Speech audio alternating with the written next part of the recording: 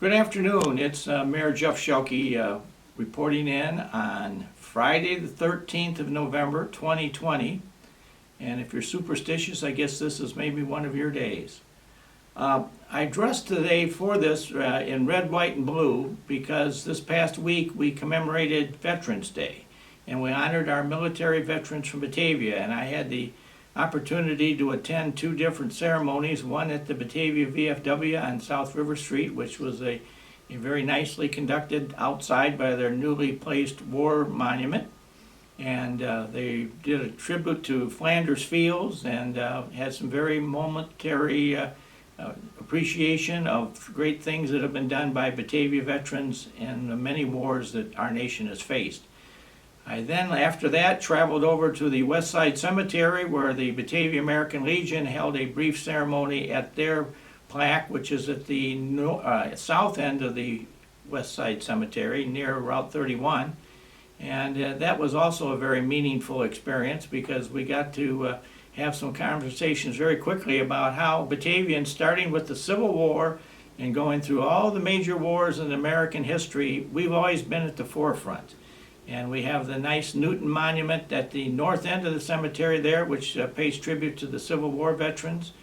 And then we have many of the graves of veterans who served and later passed away have a special marking on their gravestone that they were in World War I, World War II, Korea, Vietnam, Middle Eastern actions. And so we've, I think, been a very, very blessed city that we've had so many people step forward and help defend the Constitution and the liberties of the United States of America. And so today I just wanted to kind of conclude Veterans Day week by offering a moment of appreciation to those who have served, because at the end of the day, if you look at the records of American history and look at all the famous battles that were fought and won, there was probably a Batavian or two in each and every one of those, including the most interestingly, the most recent attack on our country on September 11th of 2001 and the attack on the Pentagon. Batavian Charles Chuck Wachonki, who was a 1964 graduate of Batavia High School, was in the Pentagon and was only a few hundred feet away from the point of impact. And he survived it, but again, I think that speaks to how Batavia always seems to be on the occasion, whether it was the Normandy invasion or any of the other great war battles that have been fought. Batavia's been there. And so I think this is a badge of honor that Batavia wears with great pride, and one that I want to salute each and every one of those who has done their duty on behalf of their country coming from Batavia, Illinois. So to move to kind of the troubling side of the conversation today, I specifically want to address the enhanced restrictions that the governor's office is making and putting into place regarding the pandemic of the COVID outbreak and the spread of corona throughout the United States of America, and particularly in Illinois. And as you know, we have all been asked to strongly follow the restrictions of taking our temperature every day, everybody wearing a mask, and I kept mine on. I'm not speaking through it at the moment because it sometimes has a tendency to kind of null my voice, so as soon as this is done, I'll pull it back up.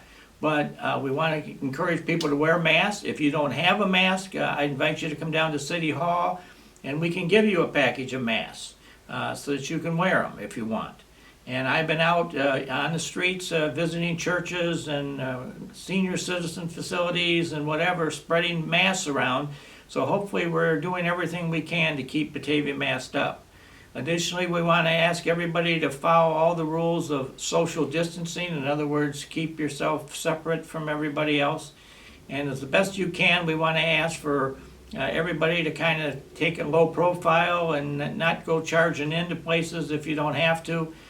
We appreciate there are challenging situations almost every moment, whether there's some family event going on or some event happening in a school, community, or whatever that a lot of people want to go to. So just please, please, please be cautious.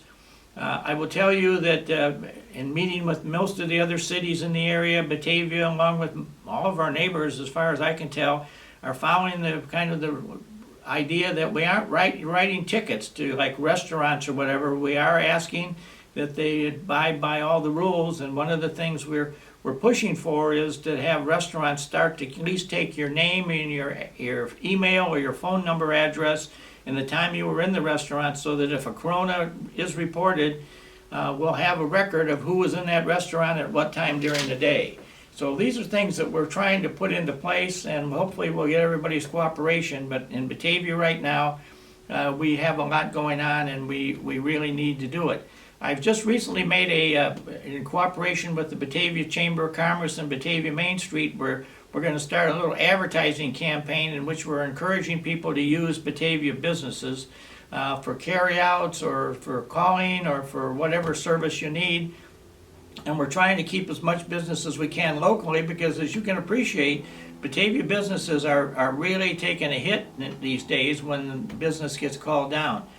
And there's a lot of different ways you can do this. A lot of people are telling me that they're ordering carryouts. I heard an interesting story just last night of some people that ordered turkey dinners from Daddy-O's Diner in downtown Batavia. And this was like the second week in a row they've done it, and the turkey was so good that they saved part of it so they could have it today. So you can sometimes in a Batavia restaurant, you can get 2 meals for the price of 1. And so Batavia just, I think, is one that always has risen to the occasion and supported our community. And we really want to make sure that we do everything we can.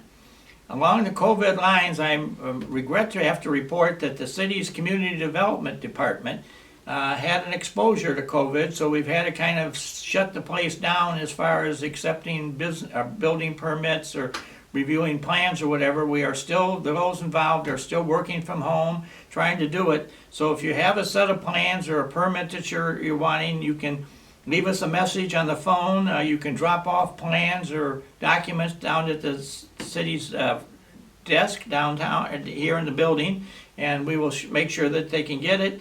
And you can even apply for permits online if you want to call and leave a message and talk to the CDC, Community Development Department, on the phone.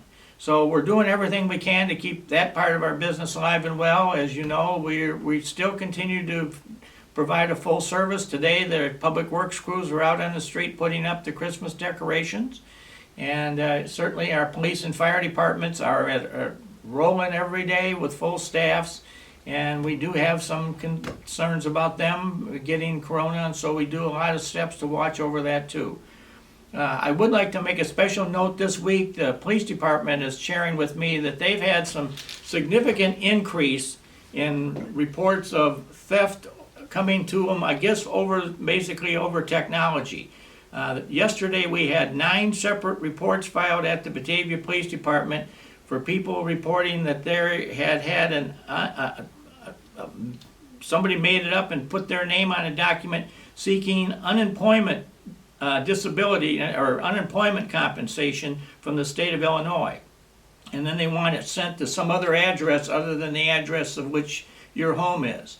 And so this is just a rampant situation, and talking to other mayors in the area, everybody's telling me their police department has the same thing. So please, please, please be very careful if you're doing any ordering of anything online, and specifically if anybody calls you and says, well, we got your credit card number and we'll send in you the whatever it is they've ordered for you. Please make sure that you report that to the Batavia Police Department, because we're trying to look at all these and see if there's some way we can kind of resolve some of them. But this is a very challenging time for the police department in that regard. And so we've just got a full plate here at the moment. It's probably busier than it's ever been.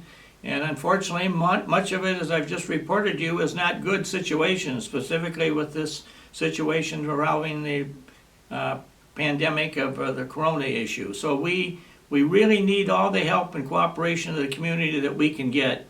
And while I'm here talking about the police and fire departments, I would like to kind of end today's message with offering kind of a community tribute to Reverend Truman B. Hazelwood, who unfortunately yesterday passed away. And Reverend Hazelwood has been a face and a presence and a mover and shaker in Batavia easily since the mid-1960s. And I can remember as a young reporter for the old Batavia Herald newspaper when the City Council of Batavia first talked about enacting what they called an open housing ordinance, which was going to allow for anybody of any race, religion, color, or creed to be able to buy a house in Batavia wherever they chose to. Reverend Hazelwood was one of the early voices in that movement.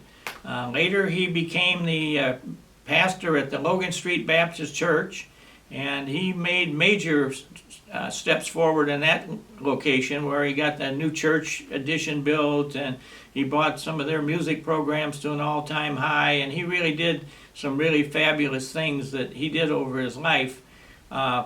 He really was one who put his feet in the water and really jumped in with full force to make sure that the world was heading in the right direction.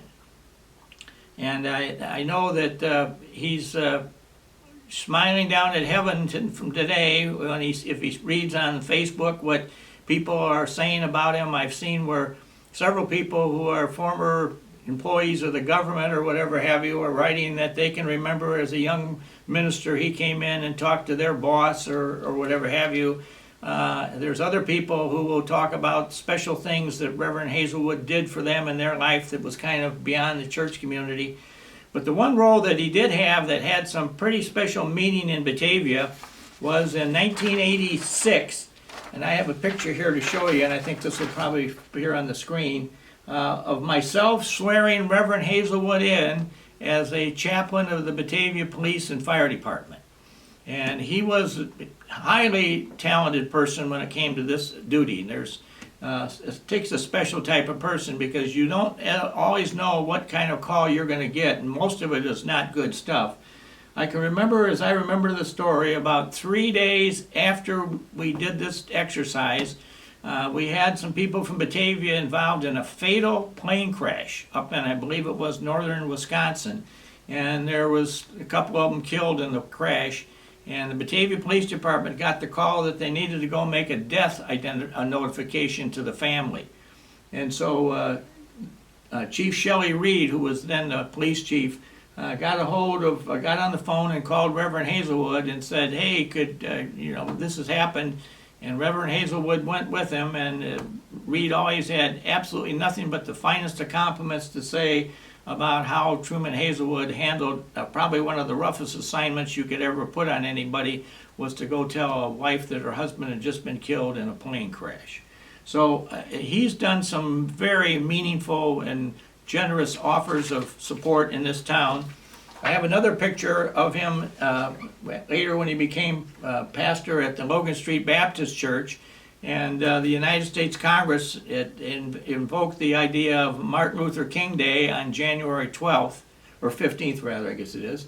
And he ended up being asked to come to Batavia High School and give a speech about the meaning of Dr. King's Day. And I was there, as a reporter and covered it. And he did a phenomenal job. Again, he spoke from the heart and the soul, and he spoke for the goodness of mankind, and his whole life was dedicated to making the world a kinder and gentler place, and also encouraging people to understand the lessons of the Bible and the Word of God. And he lived the life, and really, if you ask me who was somebody who made a real difference for the good in the life of Batavia, Illinois, certainly Truman B. Hazelwood's name would be there at the top of the list as somebody who really stepped forward and gave all of his life to making this a grander and better world. So Truman, today I just on behalf of the community say to your family, our prayers and thoughts are with you, and you have a remarkable record of achievement and success, and Batavia is a nicer and friendlier and more welcoming town because of it. And I think one of your legacies certainly is that literally every neighborhood in Batavia today has people of every race, religion, color, or creed free to move in or move out or do whatever, and nobody thinks much of it. Nobody calls the city and asks any questions or whatever have you. It's just accepted as the Batavia way of life and the right thing to do and the way to go. And that's why one of the things I think that makes Batavia, Illinois a very special place for all of us to proudly call home. So that's it for this week, and I look forward to talking to you next week. And again, get ready for the holidays. They're coming, and we're going to need a lot of good spirit this year. So please stay attuned and watch what's happening. And thank you for all of you do to continue to make our town a nice place. Thank you.